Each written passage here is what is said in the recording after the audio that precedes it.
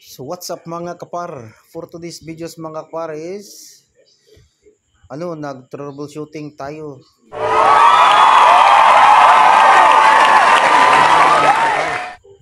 So yun po ang ginagawa ng ating kasamahan ngayon mga kapar, no? Nag-troubleshooting. So pagkatapos niyan kapar is tinanggal yung cover ng junction box. Tapos testiran natin mga kapar if may bultahe ba o wala. So yan po ang ating first move mga kapar. Sa gilid yan mga kapar ng ITM mga kapar machine. So what's up dyan sa mga electrician at saka yun sa mga aircon tech at saka mga industrial electrician. So what's up sa inyong lahat. So God bless all. So yan po mga kaparo. Nitingnan na ni Boss Lionel Sumanting. Tapos yun, panit-panitan pa niya mga kapar bago testirin if may bultahe ba wala. So yan po mga kapar. So ayan na po mga kapar, tinestiran na ni Lionel. Pag may bultahe yan, yan mga kapar, magpula yan. So wala talagang kuryente mga kapar, no? So ngayon check na naman tayo dito sa siguro sa likod mga kapar may isa pang junction box. So tingnan natin, ito na po yan mga kapar, oh. So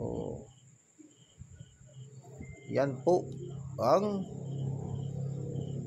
ginawa ni Boss Lionel ngayon mga kapar.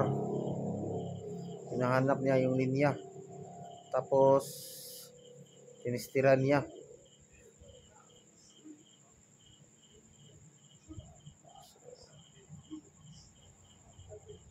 Ngayon is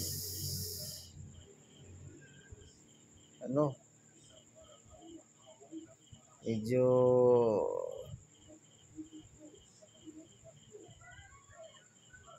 yung last option namin dito mga kapar is baka sa breaker na trip.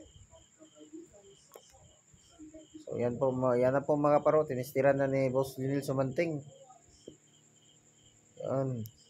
Yan po ang galawang electrician mga kapar, ex-abroad sa Riyadh. Opo, tama yung narinig nyo mga kapar. Yan po ang mga galawang veterans mga kapar. Nimikos-mikos na yung wire mga kapar pa hindi siya mag-short.